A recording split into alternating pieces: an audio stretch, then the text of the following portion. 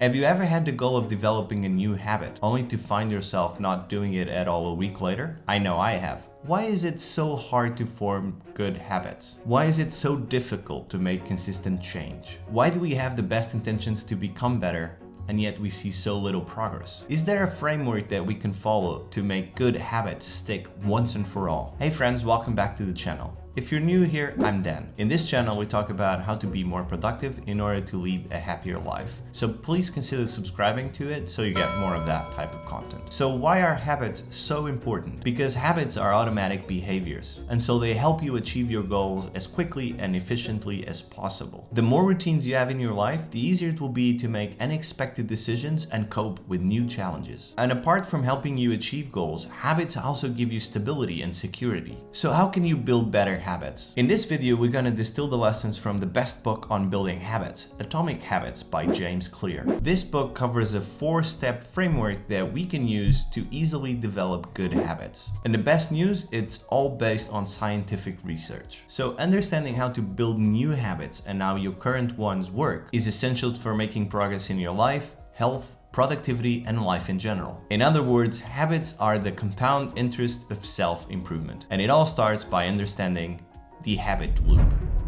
Basically, any habit can be broken into a feedback loop of 4 steps. First, you have the cue, what triggers your brain to initiate a behavior. It's the bit of information that predicts a reward. Then you have the craving, the motivational force behind every habit. You don't really crave the habit itself, but the change in state that it delivers. Then you have the response, the actual habit you perform either as a thought or action. Whether or not a response happens depends on the amount of friction that you have associated with that behavior. And finally, you have the reward, the end goal of every habit. We chase rewards because they satisfy our craving and they teach us which actions are worth remembering in the future. So if a new behavior is insufficient in any of those 4 steps, it will not become a habit. Without the first 3 steps, a behavior will not occur.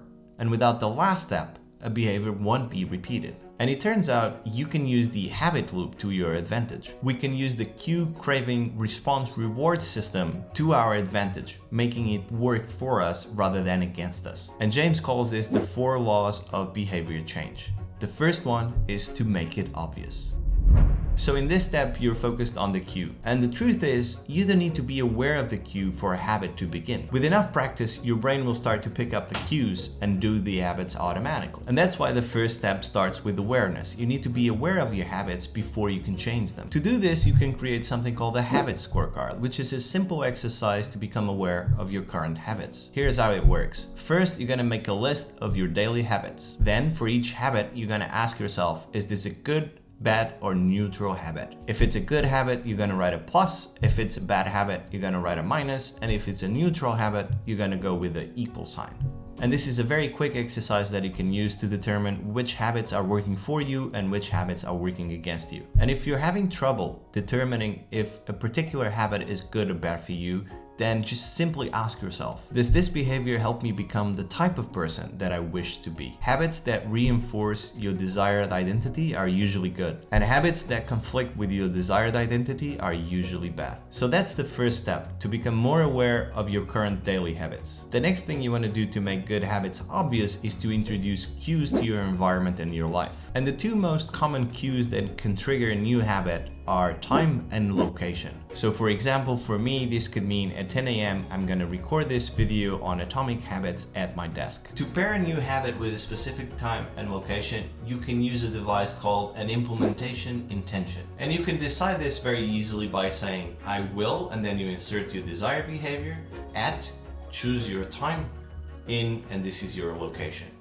For example, I will exercise at 5 p.m. at my local gym. And in the beginning, it's even easier if you pair your new habit with your current habit, and that is called habit stacking. And it works like this. After, and then you say your current habit, I will, and this is your new habit. For example, after I pour myself a cup of coffee, I will meditate for 1 minute. The key is to tie your desired new behavior with something that you already do each day. So you can go back to your answers on the habit scorecard, pick a habit that you do every day, and then you try to stack it with the new habit that you're trying to develop. And you can also use habit stacking in a general sense. So for example, if I see the stairs, I'm gonna take them instead of the elevator. When I serve myself, I'm gonna put veggies on my plate first. So the secret to a successful habit stacking is really choosing the right cue. And the most persistent behaviors will normally have multiple cues. So think of cues that you have in your environment, in your day-to-day life, in your habits that you already do,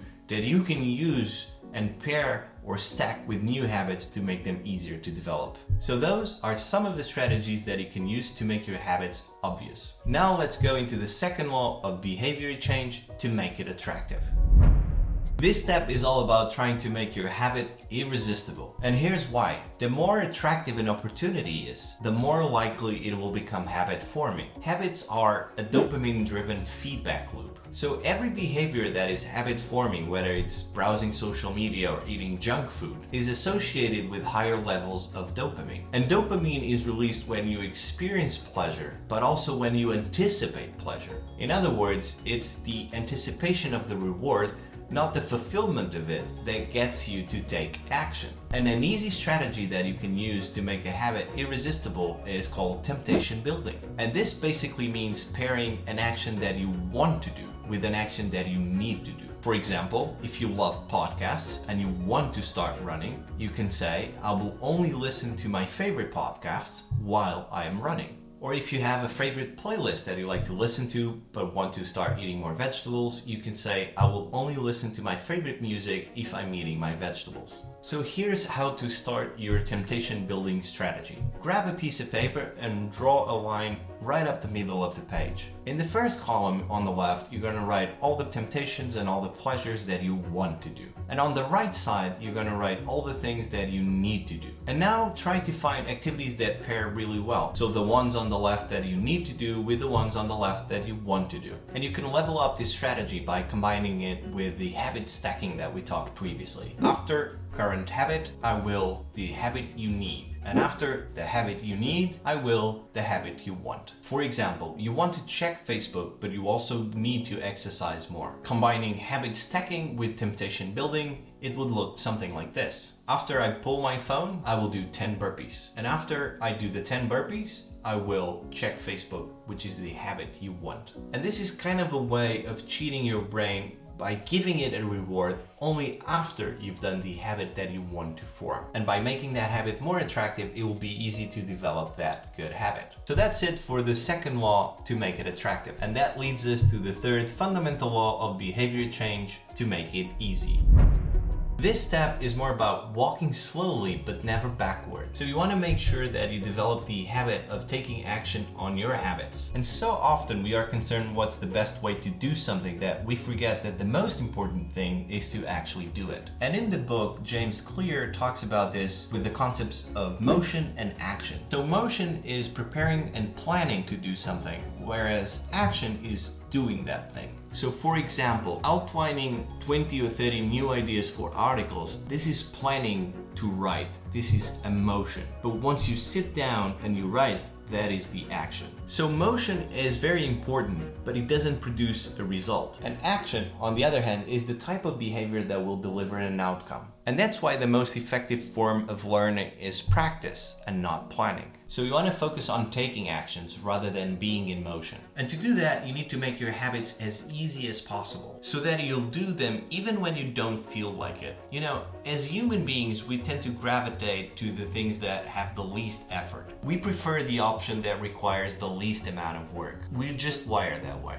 So rather than trying to overcome friction, which is hard, you want to reduce the friction associated with good behaviors. Because when friction is low, habits are easy. Now, the first strategy to make your habits easier is to optimize your environment. And this means priming your environment to make actions easier. Habits are easier when they fit into the natural flow of your life. For example, if you're trying to exercise, you can set out your workout clothes or your water or your shoes ahead of time. Want to improve your diet? How about chopping up some veggies and some fruits ahead of time so when you're going into the fridge to pick something to eat, they're already there and the friction is non-existent. There are a lot more ways that you can prime your environment to make your actions easier. In the description, I'm going to link to an article that I wrote specifically about this, and you can read that to learn some more. The second strategy that you can use to make habits easier is to scale down your habits. Basically, you want to take your big, scary habit and scale it down to the 2-minute version, to the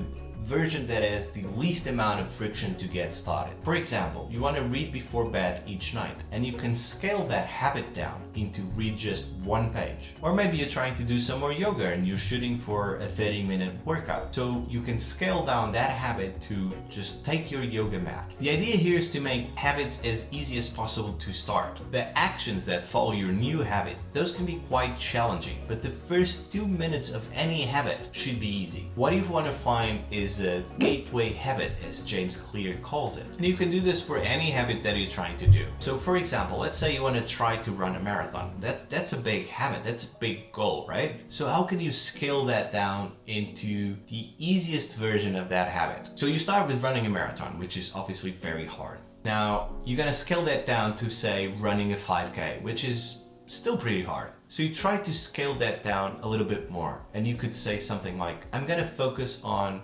walking 10,000 steps every day. So that's not as hard as running a marathon, right? But it's still pretty hard. So now try to scale it down even a little bit more. And you're gonna say, all right, I'm just gonna walk 10 minutes. And that's already easy, right? That's an easy habit to get started. Can we make it a little bit easier? Instead of 10 minutes, can we make it a 2-minute version of this habit? So maybe you come up with, I'm just gonna try to put on my running shoes. Now this is a very easy thing to accomplish, right? It's a very quick win. Obviously, after putting your running shoes, you're gonna start running. And eventually that's going to lead to hopefully running a marathon or finishing a marathon. But everything starts with putting your running shoes. That's the smallest version of that habit. And once you have mastered the habit of showing up, you can scale your desired habit to the one that you want. So optimizing your environment and scaling down your habits are 2 very easy strategies to make your habits easier. And that's the entire game plan of the 3rd law. And finally, we arrive at the 4th fundamental law of behavior change, to make it satisfying.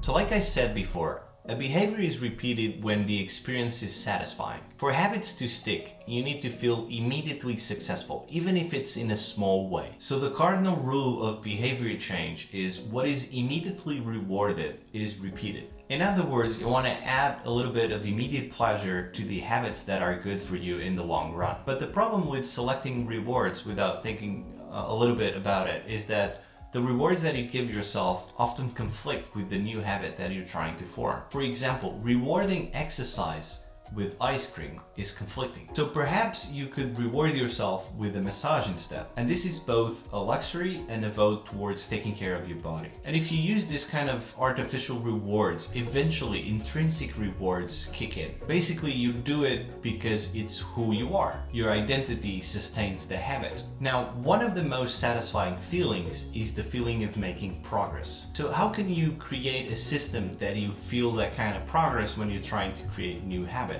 A great way to do this that I personally use and love is by using a habit tracker. A habit tracker is basically a simple way of measuring whether or not you did a habit, like marking an X on a calendar. So the way I did this before was by printing a habit calendar, where I would put the days of that month and the specific habits that I was trying to develop. And then for each day that I did a specific habit, for example, writing 500 words, I would just mark an X on the calendar on that specific day. Then after a few days, you'll get a ton of X's in a row, what is called a streak, and you're gonna like that streak. It feels very satisfying to know that you have done what you said you were gonna do for a number of days in a row. And now the only rule becomes to try not to break that chain. So this visual form of evidence makes your habit satisfying by providing a clear evidence of your progress. Nowadays, I use the Strides app on my iPhone, which is basically a digital version of your habit tracker. But this is because I've become a little bit better and more experienced in building habits. In the beginning, it really helps to have that physical copy, that calendar, to mark X's on your calendar. It's very satisfying. So like I said, the only rule is try to keep that streak alive. But life will interrupt you at some point, and at that moment you need to remind yourself of a simple rule, which is to never miss twice. If you miss one day, that's not a problem, but if you miss 2 days in a row, that's the beginning of a new habit, which is the habit of not doing that habit. So you want to try to get back on track as quickly as possible. And if you're still finding it hard to get started on a new habit, go back to the strategies that we covered before and scale down your habit. And that's the final step in the scientific way to create and develop new habits. So I really recommend that you pick either a physical or a digital copy of Atomic Habits by James Clear, because it truly is the ultimate guide on habit change. In this video, I specifically focused on using this framework to build good habits. But in the book, James also walks you through the same exact 4-step process that you can use to break bad habits. It's a highly practical book and a must-read if you're looking to upgrade your behavior and looking to become the best version of yourself. Because here's the kicker: your identity emerges out of your habits. Repeating a behavior reinforces the identity associated with it. If you write every day, then you are a writer. If you run every day, then you are a runner. And if you practice the violin every day, then you are a musician. Every action is a vote for the type of person that you want to become. Quite literally, you become your habits.